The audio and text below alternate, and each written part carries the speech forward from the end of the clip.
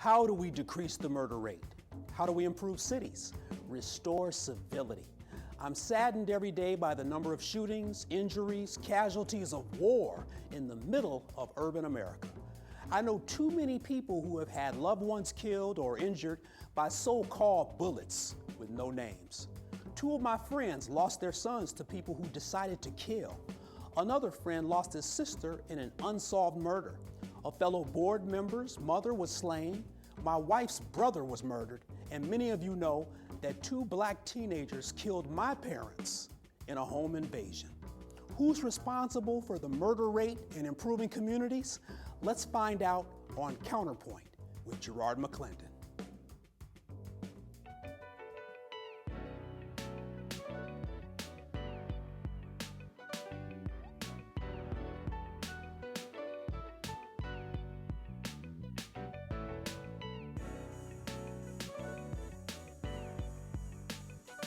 We decided to find out which block in Chicago has the most shootings. We discovered it wasn't in Englewood or the West Side.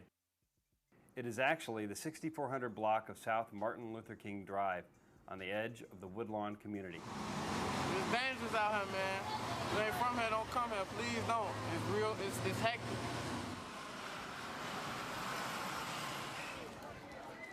"19 people were shot on that block between June 2011 and June 2014. 2 of them were killed. One of them, a reputed gang member named Sherrod Liggins, was shot in the head in February 2012. The popular rapper Lil Durk mentioned Liggins' murder in one of his songs.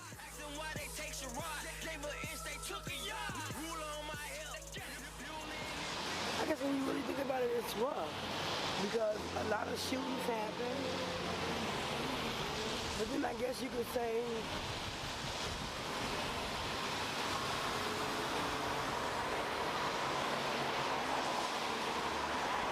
it's rough. We asked the police about all these shootings. They said most of them happened in 2011 and 2012. They said new strategies have been put into place to focus on the gang conflicts driving the shootings in the area. They said shootings are down as a result. It's true that nobody's been killed on the block for 2 years, but in October, a man was shot in the face in a supermarket on the block. That's old block, you know, you got to multiply that by so many other blocks in the Chicagoland area. Welcome to CounterPoint. Hey, give us a call at 844-777-9311. Hit me on Twitter and Facebook. You can also hit me on Snapchat, Gerard MC. Today on CounterPoint, I'm joined by Dr. Chandra Gill of Black Academically Speaking and Minister Michael Muhammad of Torchlight Ministries. Thank you both for being at the CounterPoint today. I really appreciate you. So, you know, you guys know my story, but I'm sure you know the stories of others. You know, when you're from the city, when you're from black communities that are depressed, oppressed, suppressed, there seems to be this climate or spirit of killing, you know, the killing fields, oftentimes worse than actual war. You know, casualties on the south and west side of Chicago, sometimes the numbers are higher here than they are in Afghanistan, in Iraq. So the two of you, let's start the conversation off. How do we get at decreasing violence and murder in our communities? Who wants to start us off? Well, at a starting point, I'll say that when we talk about a community, we're talking about a community that has been socially engineered through public policy, through educational practices, through economic policies. And so on the broadest level, if we're going to transform community, we've got to look at governance, we've got to look at institutional governance, and we've got to deal with the contradictions and the malfeasance of the management of human capital in these communities that is so pervasive in every urban community in America. And so it's not an accident that we have a proliferation of poverty, a proliferation of guns, a proliferation of illegal narcotics and drugs, a high rate of access to alcohol, and all of these things that agitate the human condition when one is miseducated, undereducated, and disenfranchised. Yeah, agitation and irritation, those, we're going to talk about those very words a little bit later. Dr. Chandra Gill, is there a solution on the horizon? Where does all this violence and murder come from? I mean, Minister Muhammad says that there could be some social engineering taking place here. What say you? Well, I mean, he's absolutely correct. This is nothing new. I mean, and we have to do history some justice and understanding that murder has been the core of America. I mean, we have to start at the foundational truth. There are those who start pre-1619 and those who start post-1619, and understanding where this has come from. I think that it is important from 1857 with Dred Scott, 1896, Plessy versus Ferguson, early 1900s. Then when you get, by the time you get to the Civil Rights Movement, there's often and always been a history that's under-discussed and not mentioned. And so it's very important first that we understand that this is the nucleus of the country. We do ourselves an injustice and we do history an injustice when we acknowledge murder as the core and not the symptom of the real issue. So it's a symptom. So murder and violence is a symptom. The real issue. It's not the, wow. So the sniffles that I may have may not be a cold, it could be cancer or something much more severe. So talk more, elaborate on that. And I want to get you back in here, Minister Muhammad. Elaborate on the symptomatic aspects of it as opposed to the actual cause. I'm an educator. When you come through an educational system, and my brother just spoke on it, when you come through an educational system that rightfully so celebrates Jackie Robinson but negates to mention the Negro Baseball League, you're running into the core of the problem, which continues to perpetuate this notion of black people and black America not being enough.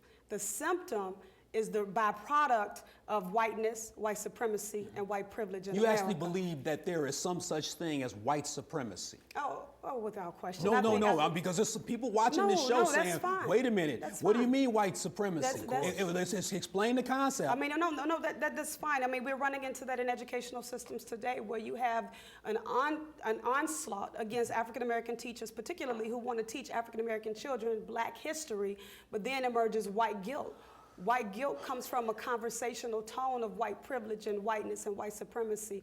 White supremacy, if I may borrow, the minister says, you have a situation where you have white people who think they're greater than just because they're white. And then you have black people thinking they're less than just because they're black. That makes both of them sick. And it makes it seem as if the standard is some sort of monolithic whiteness that everyone is to be judged by. Right, Absolutely. Gerard, just to buttress what Dr. Gill said, to give you a perfect example, if we've trolled the media over the last 6 months, maybe 9 months, the media, all the mainstream media has focused in on the heroin epidemic.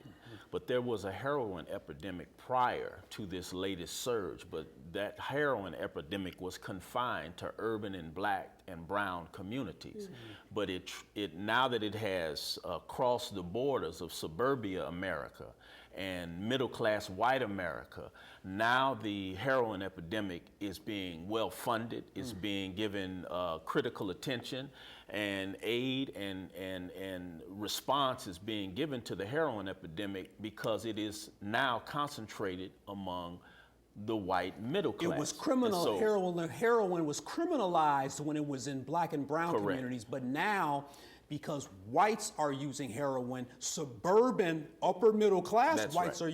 Now we have to have cops carry Norco to save their lives. That's right. This is that's what you mean by right. While white at the same time, in Chicago, we had the election of a mayor who immediately shut down mental health services to the inner city.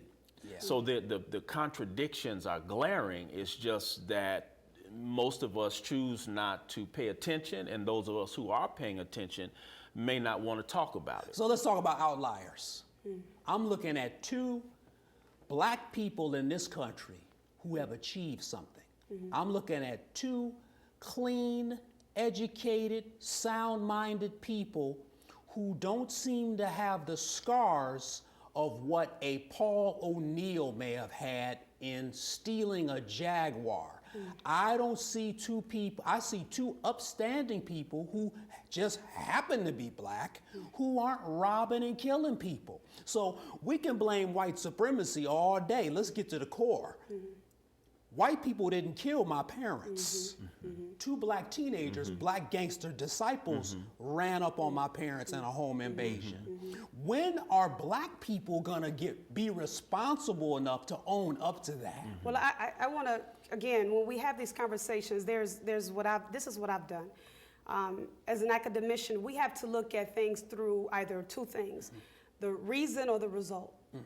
Too often we look through the lens of result, void of reason. That will never pass in any academic institution. You have to ask why.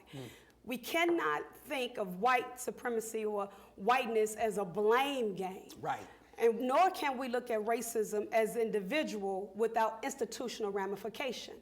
Individual racism is what many people like to hold on to in juxtaposition to institutional racism, which will give you the disparities, which will warrant the inequities that will go over time.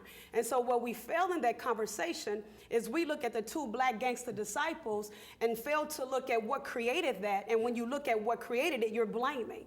We're not looking at America and we're looking at the terror that's happening and saying we're blaming someone, we're going after the person who's doing it. And so what we have to do is contextualize, even as upstanding African Americans, to whatever degree that means much, is that we have to get out of evaluating not evaluating the foundational truth that gave birth to this. Institutional racism is what created a lot of the dynamics we have today. And I'm sure on the other side we can talk about the good news of that. Yes, sir. And I would add to that, the broader reality, historical reality of America is that America has more guns than people. There's somewhere around 370 million guns in America. It's 40 million more guns than people in America. There's a legacy of using violence to empower oneself in America. There's a legacy where violence has been married to this idea of what I call white male supremacy, where the white male has felt entitled. Manifest destiny, the belief that one is entitled to have what one desires, even at the expense of another person's life, irrespective of color. See, whites are violent to other whites. Right. And so that's true. We have to look at the fact that America is a violent place.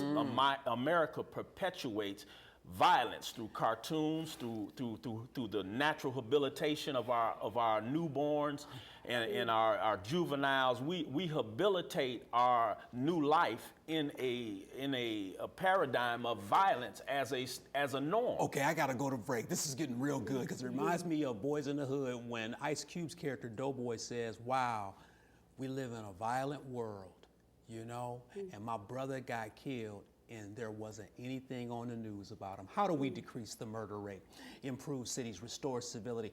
Let's see what the people think. On Facebook, Corey Braddock writes, "Ignorance plus apathy equals poverty.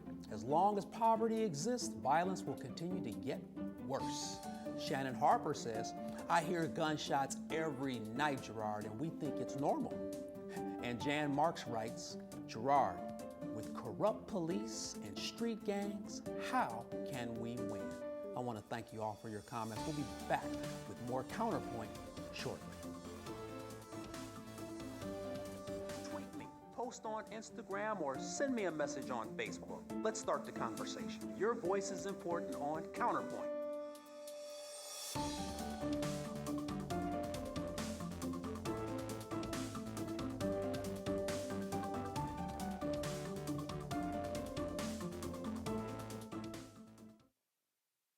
And I've said this before on TV and the radio, I have no love for gangster disciples because two African American teenagers, I have no love for GD. I'm gonna say that right now.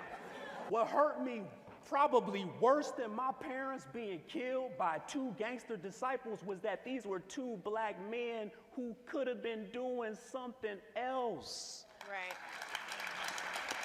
Doing dumb stuff. doing dumb stuff. Come on, for $70 and some jewelry, work a job, cut somebody's grass, shine some shoes, do something.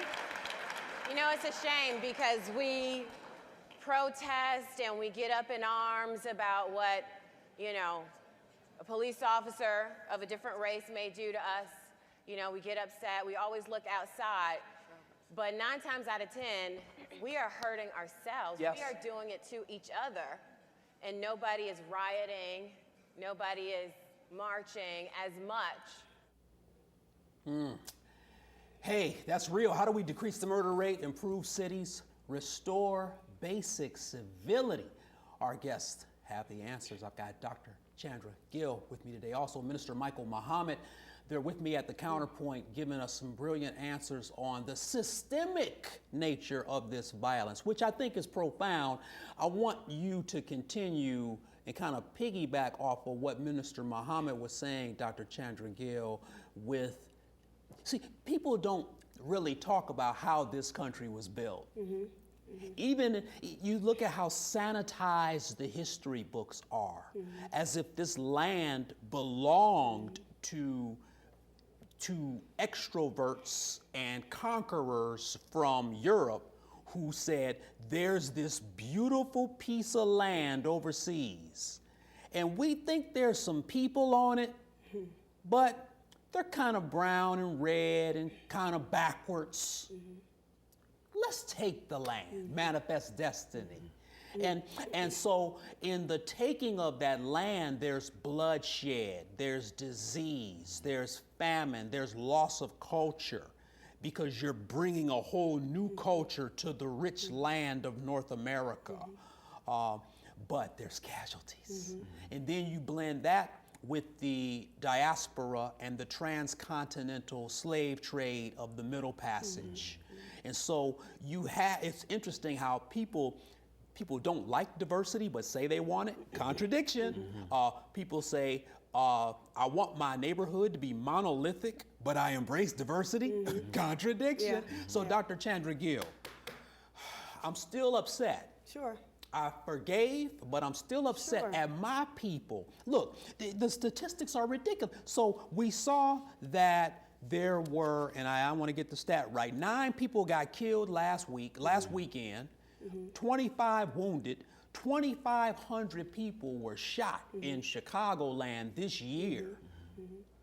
What the hell is that, Dr. Chandra Gill? Again, I mean, we're having the discussion in a very important way, but when you say how to solve it. Black people don't know how to love each other. Well, we don't know how to love each other, Dr. Gill. I challenge that in a very profound way and understanding who I really am. Okay. Black people know how to love each other. You think so? Black people are the most patriotic people, the most forgiving people. Loyal. And some would argue too forgiving. Loyal. In many ways. But let me do this in essence of time. It's not an either or. It's a both and. Okay. Dr. King didn't save black people. He saved America from itself. Malcolm X didn't save black people. He saved America. When he gave the philosophy and the theology of what it meant to be a servant, when he rescued America from itself on a global space, identifying the issue, Martin Delany, Harriet Tubman, Ida B. Wells, George Washington Carver, and what he gave America was not just for black people. Shame on us when we continue to look at our ancestry and not understand how they contributed to the country. We're talking about a country that allowed segregated hospitals and segregated cemeteries. Right. And so the reality of this is, as we unpack this, it's not an either or. Shame on us for allowing our children to walk the streets and do what they do. Shame on a country that would allow you to be mad at black crime and not allow us to talk about white crime. I'm mad at what happened at Sandy Hook, and I'm mad at what happens on Cottage Grove.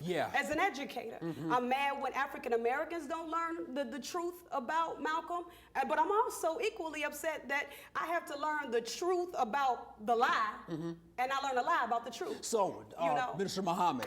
And let me elaborate on that, because that's important. Okay. That's all that I can give it to you. Yeah.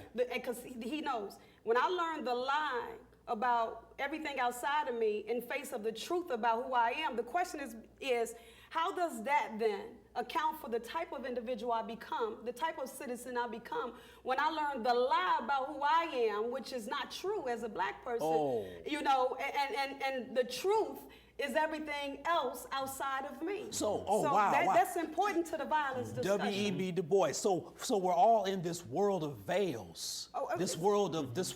We're all in a schizophrenic world where it's like there's this two-ness in us at all times. But Minister Muhammad, where is the do for self and kind?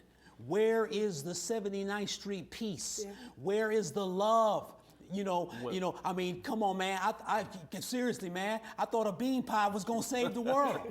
Seriously, do for self and kind. Well, we have to understand that we're dealing with a very nuanced paradigm because there's a countertransference that has taken place in America that has made us the object of scorn and vilification and demonized us grossly, and then placed us in a educational process, a habilitation process that has reinforced the concept that we're nothing and that we're disposable. And so, and combining that with an impoverished environment, a environment that is devoid of proper, balanced, healthy nutrients and nurturing. So when we act out our frustration, in my training, I was trained that anger is always a secondary emotion. Anger is a symptom of something underneath.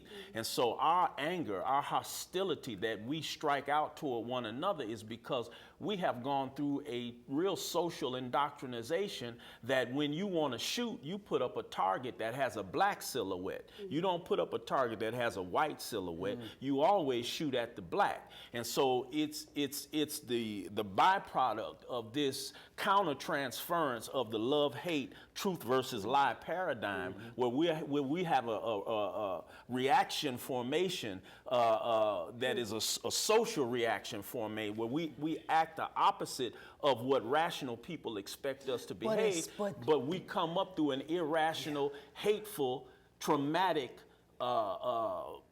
experience growing up in America. And so violence in the black community is driven by a spiritual imbalance. Okay, now we're getting there now. Ooh, we got that for part two. We are getting there because there's 68 million white people in the United States under the poverty level. Where's the bang bang shoot 'em up there? Wait, Jerome. Oh, wait, come on now. Well, I mean, that's, come on now. Here come the whining blacks. They No. think just because they're poor and in the ghetto, they can kill each other. No. I know some poor whites in Appalachia. I know some poor black people in the Delta that don't kill each other. Sure. But when it comes to the perfect storm of Chicago, you can't even go out on your porch and enjoy some lemonade. What happened in Chicago in 1919? Come on now. A brother, Eugene, a teenager, floated on the wrong side of the lake and was killed. Yeah. Okay? Chicago is on record for having one of the worst race riots in the Red Summer. Right.